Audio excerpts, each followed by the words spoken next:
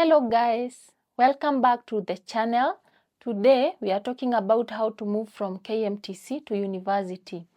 This video is for students who have completed a diploma at KMTC or those who are just about to complete and they want to move now to university.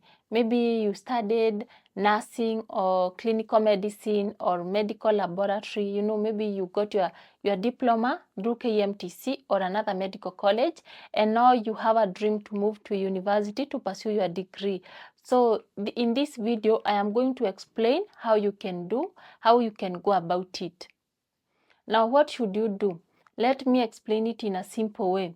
First, you need to understand this, that finishing the KMTC does not automatically join you to university. This is because you need to apply. Now, after you are done with your diploma, you need to apply, and then the application, once it is approved, you can now join the university. You need to meet some certain requirements, and you must choose the right degree. Also, do not assume that KUCCPS will place you again. If you already completed a diploma under government sponsorship, now KUCCPS currently says you cannot use KUCCPS to move to the next level. So if maybe you've done your degree, you cannot move to master's through the KUCCPS website. You now need to apply to the university directly. This is the same for diploma students who have completed their diploma in KMTC or another medical college or any other college, any other diploma. What you need to do now is to apply directly to the university. Now, in most cases, that is what you do. You apply directly to the university. This is also called direct application. It can also be called self-sponsored application. Some university may call it upgrading and others call it credit transfer.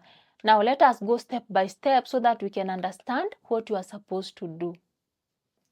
Step number 1 is to know your diploma and your career goal. So before applying, you need to ask yourself one question: what do you want to become? If you have a diploma in nursing, you may look for Bachelor of Science in Nursing. If you have a diploma in clinical medicine, now you are going to look for a degree in clinical medicine, public health, community health, or health systems management. And if it is a diploma in laboratory, in medical laboratory, now you're going to look for medical laboratory science. And if you studied maybe nutrition, you will need to look for nutrition and dietetics for a degree. Now, if you studied other courses like health records, you need to look for health records or health informatics or health information management. The degree you are applying to must be related to the diploma that you pursued. So do not just choose any degree, but choose a degree that supports your career. Then step number 2, check the professional body requirements. This is very important. Health courses are not like ordinary courses because many of them are controlled by professional bodies. For nursing, for instance, you need to check the Nursing Council of Kenya, and for clinical medicine, you need to check for Clinical Officers Council. For medical laboratory, you have to check the relevant laboratory board, and I know the one for pharmacy is called Pharmacy Board, and some degree courses may require you to be registered. So check if there are any registration requirements with the professional board and then register before even you go to the next step, because a valid practicing license may be needed through those boards for you to go to the next level. Sometimes even they may require work experience, which is connected now to your clinicals or where you went for your practice. For example, some nursing upgrading programs may ask for diploma, a nursing license, and work experience. That is how serious it is when you need to upgrade your education level in nursing or any other healthcare courses. So before you pay for any application fee, check first. Ask the university this question: am I qualified for this degree with my KMTC diploma? Then step number 3, choose an approved university. Now here you need to make sure that you don't rush because of any adverts, because some schools may advertise very nicely, but you must confirm that this university is approved. Also confirm that the specific course, the one that you want to pursue, is actually approved in that institution. This is very important in healthcare courses.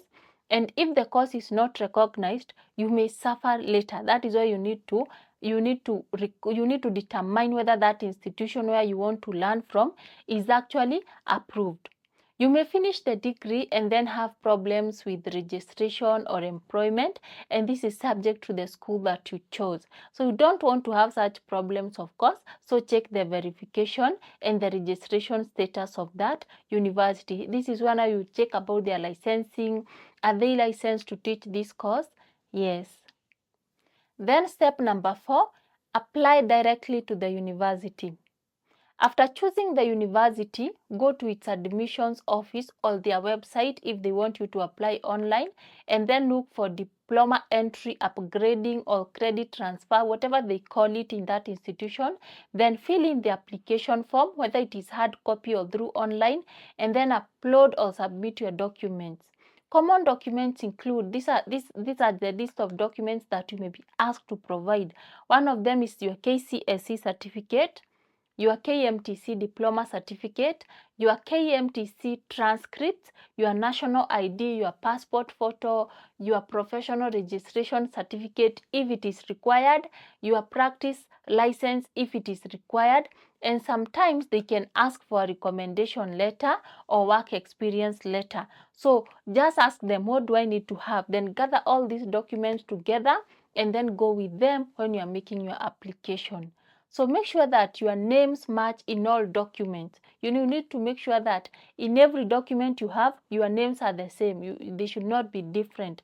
If there is any mistake in your name, you need to solve it very early so that you are not going to have problems when you are applying.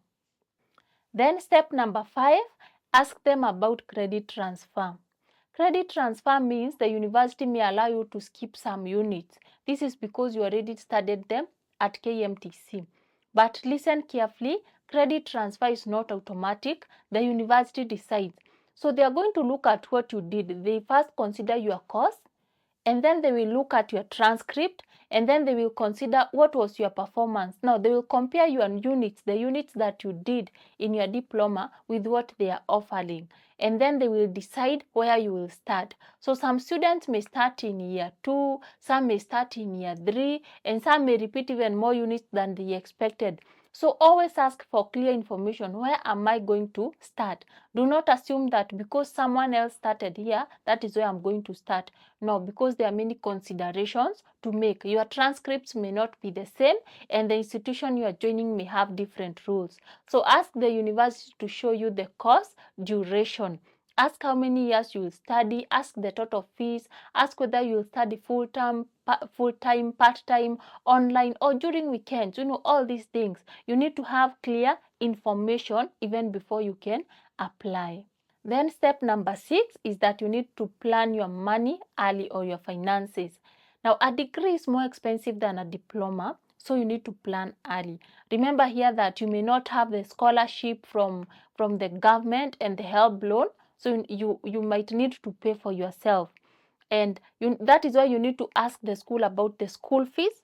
Ask them about the payment plan. How are you supposed to pay? When do they expect the payment? Ask whether you can study while working, because they may allow you to study part-time, or if it is full-time, you even need to have your finances planned very well. Also check if you can apply for help or funding through the HELB portal. Sometimes it is possible for you to apply, so just try, because it might go through. Then after getting admission, check the correct funding option for you. Do not wait until the school starts. Funding can take time. So make sure that you apply early. Try to see if you can get some scholarships and all this. Wherever the funding will come from, just make sure that you put it together and have enough finances to help you kickstart and even continue with your degree. Then step number 7 is to keep your license active. If you're already working as a healthcare professional, do not ignore your license. Keep your license registration very much active. Sometimes you are required to renew. So renew your practicing license where required and continue attending the CPD activities if your professional did them. So anything that you need to do even when you are studying, continue doing it, because this is important as your diploma is still your professional foundation. So do not ignore anything that was required when you had your diploma. Continue doing it, and then when you get your degree, you are now going to upgrade and determine what now you need to start doing now that you have your degree. Now, a license is what allows you to practice. So that is why you need to make sure that it is always active. Your license must always be active. Do not let it expire before you can renew. There are some common mistakes that you need to avoid, and let me explain them briefly. Mistake number 1 is choosing a university without checking if the course is registered. Then mistake number 2 is assuming a KMTC diploma gives automatic university entry. That is not the case. You have to apply and get approved. Then mistake number 3 is applying for a degree that does not match your career plan. Make sure that the degree you applied for matches your career plan and matches what you did in your diploma. Mistake number 4 is ignoring the professional body requirements. Make sure that you don't ignore those. You will need them. Mistake number 5 is not asking about credit transfer. Now ask about credit transfer, because it can load you off a whole 1 year or 2 years. Because if you go and start in the second year or third year, that means you are going to study for less time and also pay less school fees. So ask them for credit transfer. Then mistake number 6 is waiting until the last minute.